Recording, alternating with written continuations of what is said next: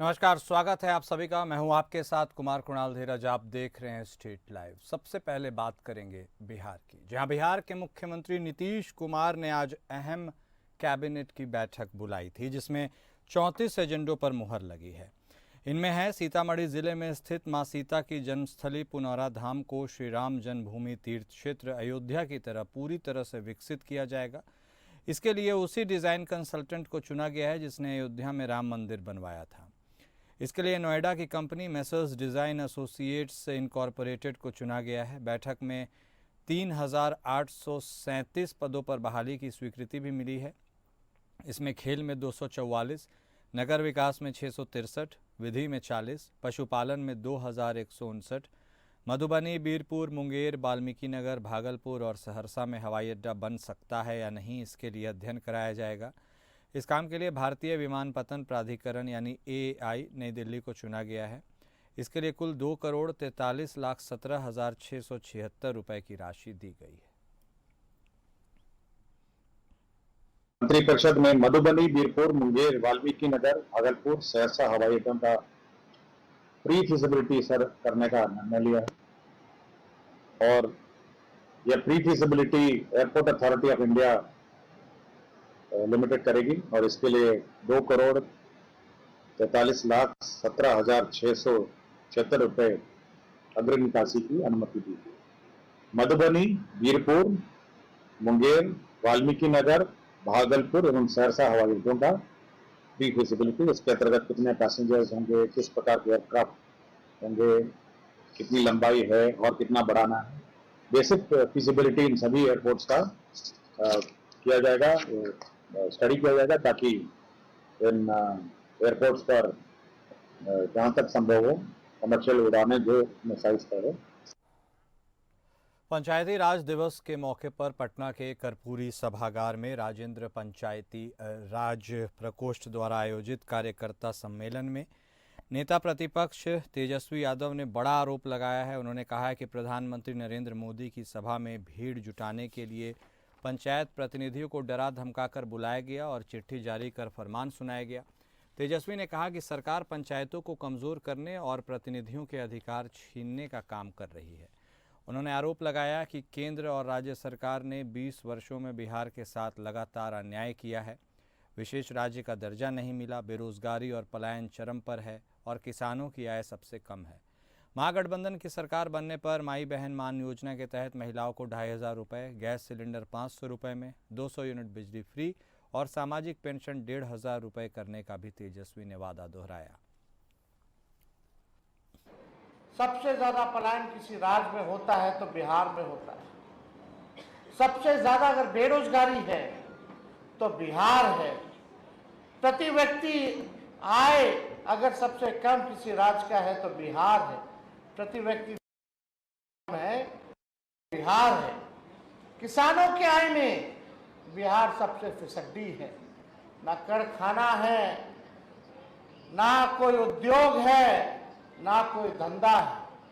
लगातार लोग जो है पलायन कर रहे हैं कई क्षेत्रों से। सरकारी आंकड़े बताते हैं 3 से 4 करोड़ लोग तो पलायन कर रहे हैं। हमको लगता है उससे ज्यादा ही जो है लोग जो है काम धंधे के लिए लोग बाहर जा रहे हैं। आज बिहार को जिस हिसाब से सौतेला व्यवहार केंद्र सरकार कर रही है, कोई विशेष पैकेज नहीं, कोई भी आप देखिएगा विशेष राज्य का दर्जा देने से मना कर दिया गया पार्लियामेंट में। कहीं भी आप देखिएगा जो सहयोग आर्थिक तौर पर बिहार को मिलना चाहिए था नहीं मिला। इसलिए आज आप सब लोग, ज्यादातर लोग किसान। प्रधानमंत्री नरेंद्र मोदी ने मधुबनी में वीडियो कॉन्फ्रेंसिंग के माध्यम से पिपरा सहरसा नवनिर्मित रेल लाइन का उद्घाटन किया। इस ऐतिहासिक पल में पिपरा रेलवे स्टेशन से पहली बार ट्रेन की सीटी सुनाई दी, जिससे स्थानीय लोगों में खुशी की लहर दौड़ गई। रेल सेवा के आरंभ होते ही स्टेशन पर भारी भीड़ उमड़ गई। लोग इस ऐतिहासिक पल के साक्षी बनने के लिए उत्साहित थे। स्थानीय निवासी मनोज कुमार गुप्ता ने कहा कि यह पूर्व रेल मंत्री ललित नारायण मिश्रा का ड्रीम प्रोजेक्ट था, जो आज वर्षों बाद हकीकत बना है। मोहम्मद इरफान और मोहम्मद अनीश ने बताया कि इस रेल सेवा से पिपरा, सहरसा और आसपास के इलाकों में आवागमन सुलभ होगा। व्यापार बढ़ेगा और नए रोजगार के अवसर सृजित होंगे।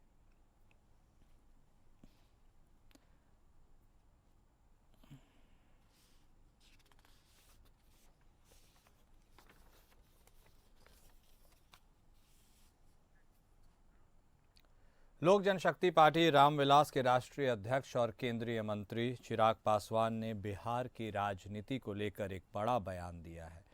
उन्होंने स्पष्ट कर दिया कि उनकी प्राथमिकता बिहार है और वो पूरी तरह से बिहार की राजनीति करने को लेकर प्रतिबद्ध हैं। साथ ही उन्होंने यह भी इशारा किया कि उनकी पार्टी आगामी विधानसभा चुनाव में पूरी ताकत से उतरेगी और मुख्यमंत्री पद को लेकर भी उनकी मंशा साफ नजर आ रही है। प्रधानमंत्री के हालिया दौरे और आतंकवाद पर दिए गए बयान को लेकर चिराग पासवान ने कहा कि पीएम ने स्पष्ट संदेश दे दिया है, जिस तरह से आतंकियों ने कायराना हरकत की है उसके खिलाफ कड़ी कार्रवाई निश्चित रूप से होगी। इससे पहले भी ऐसे मामलों में सरकार ने सख्त कदम उठाए हैं। विपक्ष के आरोपों पर भी चिराग पासवान ने निशाना साधा। उन्होंने कहा कि प्रधानमंत्री की यात्रा किसी चुनावी रैली का हिस्सा नहीं थी, बल्कि वह कई लोगों को उनका हक देने आए थे। 27 लोगों की मौत के बाद विपक्ष का यह कहना है कि प्रधानमंत्री रैली कर रहे थे, यह सिर्फ राजनीति है।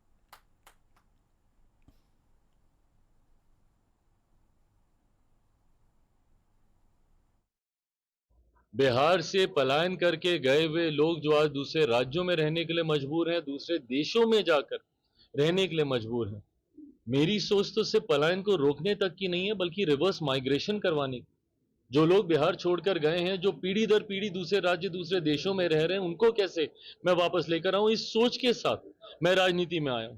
दिल्ली बंबई चमचमाते शहर बने, मेरा बिहार कब ऐसा चमचमाता शहर बनेगा, इस सोच के साथ मैं राजनीति में आया। तो इस बात को तो मैंने शुरू से कहा ही है कि मेरी प्राथमिकता बिहार और बिहारी हैं, बिहार फर्स्ट बिहारी फर्स्ट की सोच के साथ मैं आगे बढ़ रहा हूं। और जब मुझे पहला मौका मिलेगा, मैंने हमेशा इस बात को इस उदाहरण के साथ भी कहा है कि जहां मेरे नेता, मेरे पिता आदरणीय रामविलास पासवान जी ने हमेशा अपने आप को केंद्र की राजनीति के साथ जोड़ के रखा, वहीं मैं अपने आप को बिहार की राजनीति में ज्यादा सहज महसूस करता हूं। जनसुराज के सूत्रधार प्रशांत किशोर ने जमुई में प्रेस कॉन्फ्रेंस को संबोधित करते हुए एक बड़ा ऐलान किया है कि 20 मई को जयप्रकाश नारायण की जन्मभूमि सिताब दियारा से बिहार बदलाव यात्रा की शुरुआत होगी। इस यात्रा का उद्देश्य जेपी के अधूरे सपने को पूरा करना, बिहार में बदलाव लाना और संपूर्ण क्रांति के रूप में व्यवस्था परिवर्तन करना है। प्रशांत किशोर ने पीएम मोदी के बिहार दौरे पर निशाना साधते हुए कहा कि पीएम मोदी गुजरात में 1 लाख करोड़ रुपए खर्च करके बुलेट ट्रेन बनवा रहे हैं, जबकि बिहार में सिर्फ 1-2 रेलवे लाइन का दोहरीकरण और कुछ नई ट्रेनें शुरू की गई। उन्होंने कहा कि नई ट्रेनें भी इसलिए शुरू की गई ताकि बिहार के बच्चे गुजरात की फैक्ट्रियों में काम कर सके। पीके ने कहा कि बिहार को सिर्फ नई ट्रेनों की ज़रूरत नहीं है, बल्कि फैक्ट्रियों की ज़रूरत है। उन्होंने कहा कि गुजरात की तरह बिहार में भी गिफ्ट सिटी बनना चाहिए, ताकि बिहार के बच्चों को मजदूरी करने के लिए दूसरे राज्यों में न जाना पड़े। प्रशांत किशोर ने नीतीश सरकार के मंत्री अशोक चौधरी पर हमला बोलते हुए कहा कि अशोक चौधरी का राजनीतिक चरित्र क्या है, ये सबको पता है। मेरा कार्यक्रम है वो है 20 मई से बिहार बदलाव यात्रा की शुरुआत, जिसको हम लोग सारण में जेपी के जन्मभूमि सिताब दियारा से शुरू करेंगे, इस उद्देश्य से कि किसी जमाने में जब जेपी ने बिहार में व्यवस्था परिवर्तन की लड़ाई शुरू की थी, जो उनका सपना था, उसको पूरा करने के लिए, बिहार में बदलाव के लिए, बिहार में संपूर्ण क्रांति के तौर पर व्यवस्था का परिवर्तन हो, बिहार में भी बच्चों के लिए पढ़ाई रोजगार हो, बिहार भी देश के अन्य राज्यों की तरह विकास की दौड़ में शामिल हो। इस सोच से हम लोग 20 मई को सिताब दियारा, सारण जिले के सिताब दियारा से वो यात्रा शुरू करेंगे और उसके तहत भागलपुर के जवारीपुर स्थित एक स्थानीय विवाह भवन में अति पिछड़ा प्रकोष्ठ द्वारा आयोजित महासम्मेलन में 3 मई को पटना में होने वाले राज्य स्तरीय सम्मेलन की तैयारियों पर चर्चा की गई। इस कार्यक्रम की अध्यक्षता जिला अध्यक्ष नट बिहारी मंडल ने की और मंच संचालन मंजीत ठाकुर ने किया। वक्ताओं ने कार्यकर्ताओं से आह्वान किया कि वे अधिक से अधिक संख्या में पटना पहुंचकर सम्मेलन को ऐतिहासिक बनाएं और तेजस्वी यादव को मुख्यमंत्री बनाने के लिए एकजुट हों। नेताओं ने मुख्यमंत्री नीतीश कुमार पर तंज कसते हुए कहा कि अब वे शासन संभालने में सक्षम नहीं हैं और उनकी गतिविधियां बिहार की छवि को नुकसान पहुंचा रही हैं।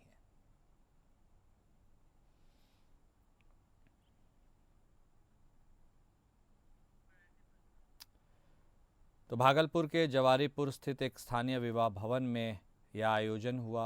इस महासम्मेलन में इस बात को सुनिश्चित करने की बात कही गई कि बड़ी संख्या में पटना पहुंचकर इस सम्मेलन को ऐतिहासिक बनाया जाए और तेजस्वी यादव को मुख्यमंत्री बनाने के लिए लोग एकजुट हों। साफ तौर पर मुख्यमंत्री नीतीश कुमार पर भी तंज कसते हुए यह कहा गया कि अब वे शासन संभालने के लिए उपयुक्त नहीं हैं, उनकी गतिविधियां बिहार की छवि खराब कर रही है। यह पूरा सम्मेलन अति पिछड़ा प्रकोष्ठ के तरफ से किया गया था और राज्य स्तरीय सम्मेलन की तैयारियों पर भी चर्चा की गई।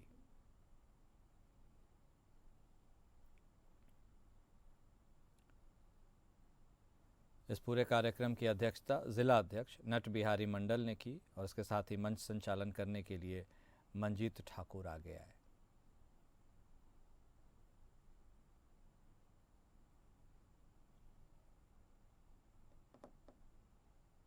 तो भागलपुर के जवारीपुर में यह सम्मेलन किया गया और इसमें महासम्मेलन में यह बात निकलकर सामने आई कि 3 मई को पटना में होने वाली जो राज्य स्तरीय सम्मेलन है उसमें कौन सी तैयारियां होनी चाहिए और यह भी अपील की गई कि भारी संख्या में लोग पहुंच करके होने वाले सम्मेलन को ऐतिहासिक बनाएं और तेजस्वी यादव को मुख्यमंत्री बनाने के लिए एकजुट हो।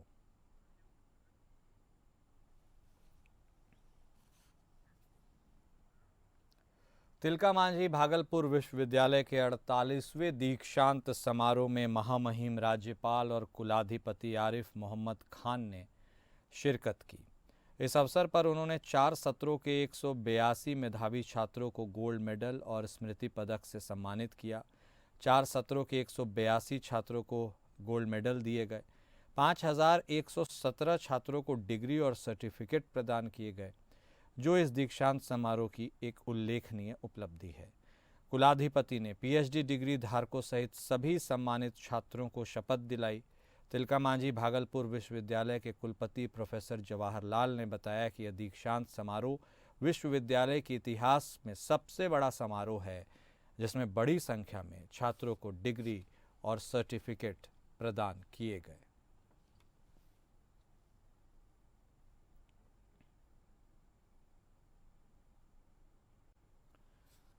तो भागलपुर विश्वविद्यालय का यह दीक्षांत समारोह रहा और तिलका मांझी भागलपुर विश्वविद्यालय के इस दीक्षांत समारोह में 182 छात्रों को सम्मानित किया गया।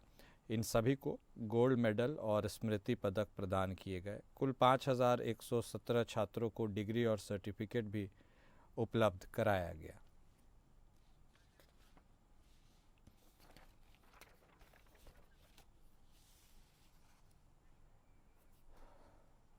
भागलपुर में खेलो इंडिया यूथ गेम्स 2025 की तैयारियों को लेकर समीक्षा भवन में एक महत्वपूर्ण बैठक आयोजित की गई। इस बैठक की अध्यक्षता उप विकास आयुक्त प्रदीप कुमार सिंह ने की, जिसमें नगर आयुक्त और नगर पुलिस अधीक्षक शुभांक मिश्रा भी उपस्थित थे। बैठक में निम्नलिखित महत्वपूर्ण निर्णय लिए गए। खिलाड़ियों के आगमन पर उनका भव्य स्वागत किया जाएगा, जिसकी तैयारी कला संस्कृति सह परिभ्रमण समिति करेगी। उनका स्वागत भागलपुरी चादर, स्मृति चिन्ह और फूलों से किया जाएगा। प्रतिदिन प्रतियोगिता के समापन के बाद स्थानीय कलाकारों द्वारा सांस्कृतिक कार्यक्रम आयोजित किया जाएगा। खिलाड़ियों के लिए होटलों की व्यवस्था की जा चुकी है और उनके ठहराव स्थल पर चिकित्सा टीम की भी व्यवस्था रहेगी।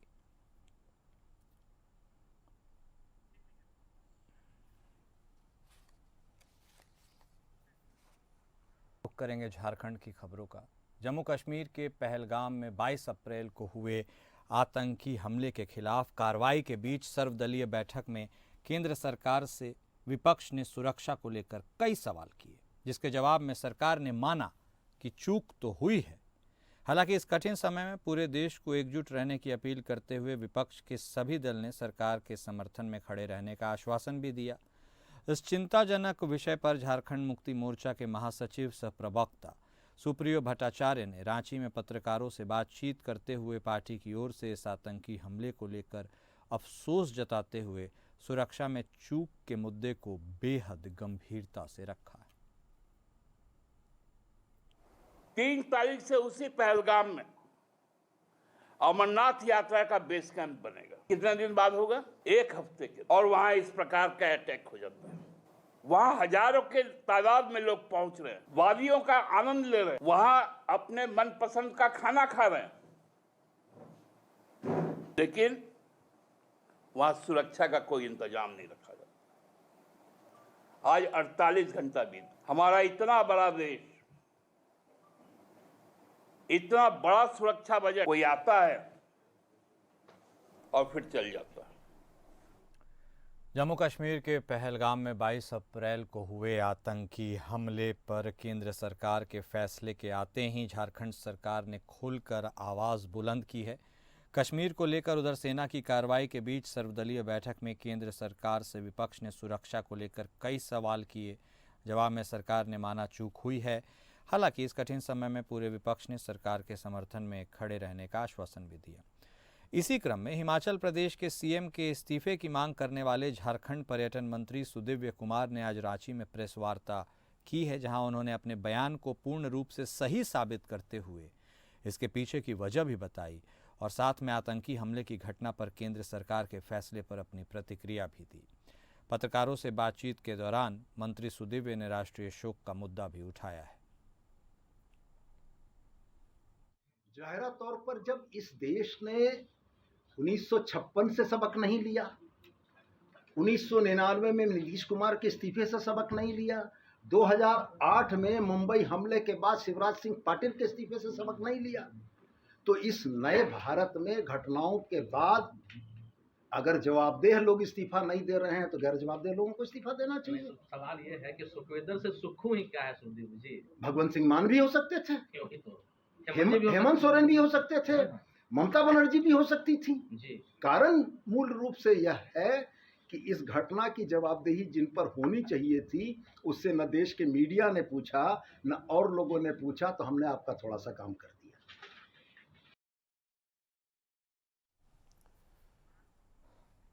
झारखंड के बोकारो रेलवे स्टेशन के पास भीषण आग लगने से कई दुकानें जलकर राख हो गई। घटनास्थल के बाद आसपास के लोगों से पूछताछ में यह पता चला कि रेलवे स्टेशन पर एक झोपड़ी नुमा होटल के साथ साथ राशन समेत अन्य कई दुकानों में बीते गुरुवार की देर रात भीषण आग लगी। आग इतनी तेज़ी से फैली कि देखते ही देखते 1 दर्जन से अधिक दुकानें जलकर खाक हो गई। इस घटना के कारण दुकानों से गृहस्थी चलाने वाले लोगों का कहना है कि लगभग 40 से 50 लाख रुपए तक का नुकसान हो गया है। हालांकि किसी व्यक्ति को शारीरिक नुकसान या चोट नहीं पहुंची। इस आग को बुझाने के लिए 4 दमकल की गाड़ियों को लगाया गया था, तब जाकर इस आग पर काबू पाया जा सका।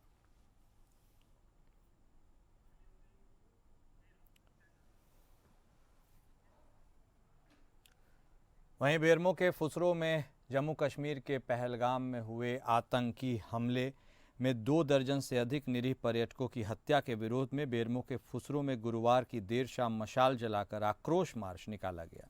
इस मार्च में सैकड़ों लोगों ने हिस्सा लिया। आक्रोश मार्च में उपस्थित लोगों ने पीड़ित परिवार के प्रति संवेदना व्यक्त की। लोगों ने आतंकवाद के खात्मे को लेकर प्रधानमंत्री से अपील की। उन्होंने दोषियों के खिलाफ कड़ी कार्रवाई की मांग की।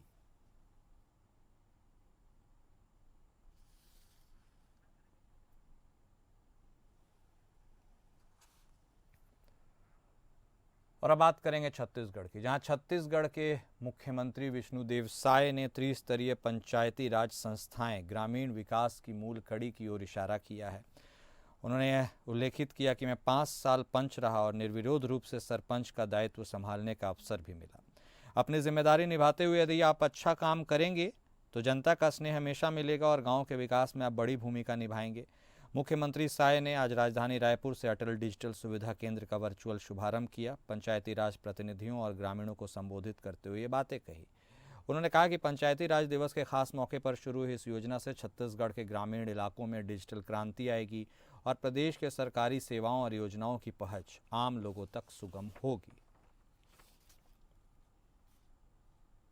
पिछले समय भी जब भी पाकिस्तान की तरफ से अटैक हुआ उसका करारा जवाब हमारे देश की तरफ से हुआ, लेकिन फिर भी पाकिस्तान बाज नहीं आया और दुस्साहस किया है और निश्चित रूप से उसका खामियाजा पाकिस्तान को भुगतना पड़ेगा। कल जिस तरह से CCS की मीटिंग में निर्णय लिया गया है, ये पाकिस्तान के लिए करारा तमाचा है और उसको सबक सिखा के रहेगा हमारा देश। और अब बात महाराष्ट्र की, जहां कश्मीर के पहलगाम में हुए आतंकी हमले के दौरान वहां मौजूद पनवेल के 37 नागरिक सकुशल अपने घर लौट आए हैं। गुरुवार देर रात ये सभी लोग एक बस के जरिए पनवेल बस डिपो पहुंचे, जहां उनके परिजन बेसब्री से उनका इंतजार कर रहे थे। जैसे ही ये लोग बस से नीचे उतरे, परिवार वालों ने उन्हें गले लगाकर स्वागत किया। इस भावुक पल में कई लोगों की आंखें नम हो गई। हमले के दौरान का अनुभव बताते हुए कुछ लोगों की आवाज़ भी कांप उठी। उन्होंने कहा कि हमलावरों के निशाने पर आने के बावजूद वे कैसे सुरक्षित बचे, यह किसी चमत्कार से कम नहीं था। सभी ने एक स्वर में भगवान का शुक्रिया अदा किया कि वे अपने घर सुरक्षित लौट पाए। इस मौके पर बीजेपी के विधायक विक्रम पाटिल और शिवसेना पनवेल जिला प्रमुख रामदास शिवाले भी बस डिपो पर मौजूद थे। उन्होंने इन पर्यटकों के लिए भोजन की व्यवस्था की और उनसे बातचीत कर उनका हाल चाल जाना।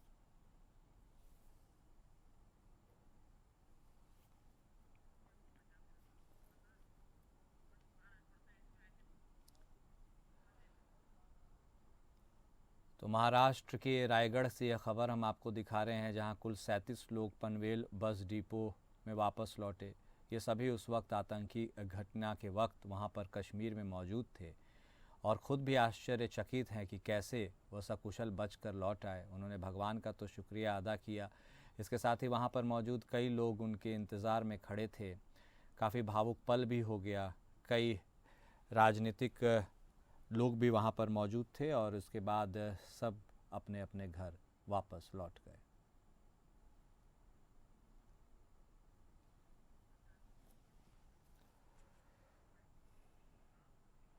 और अब बात पंजाब की, जहां पंजाब को नशा मुक्त करने के लिए पंजाब सरकार द्वारा युद्ध नशे विरुद्ध मुहिम छेड़ी गई है, जिसके तहत पंजाब पुलिस लगातार छापेमारी कर रही है और नशा तस्करों को पकड़कर जेल में बंद किया जा रहा है।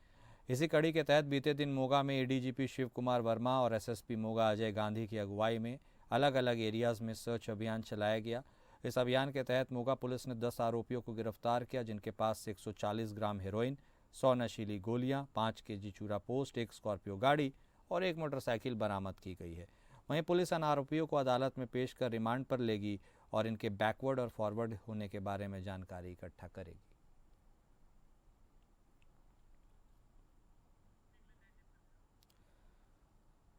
तो मोगा पंजाब की यह खबर आपको बता रहे हैं, जहां कुल 10 आरोपियों को गिरफ्तार किया गया। मोगा पुलिस ने एक सर्च ऑपरेशन भी चलाया था और उसके बाद यह गिरफ्तारी संभव हो पाई। आरोपियों के पास से कई चीज़ें बरामद की गई और यह भी बताया गया है कि लगातार छापेमारी जारी रहेगी और नशा तस्करों को पकड़कर जेल में बंद किया जाता रहेगा।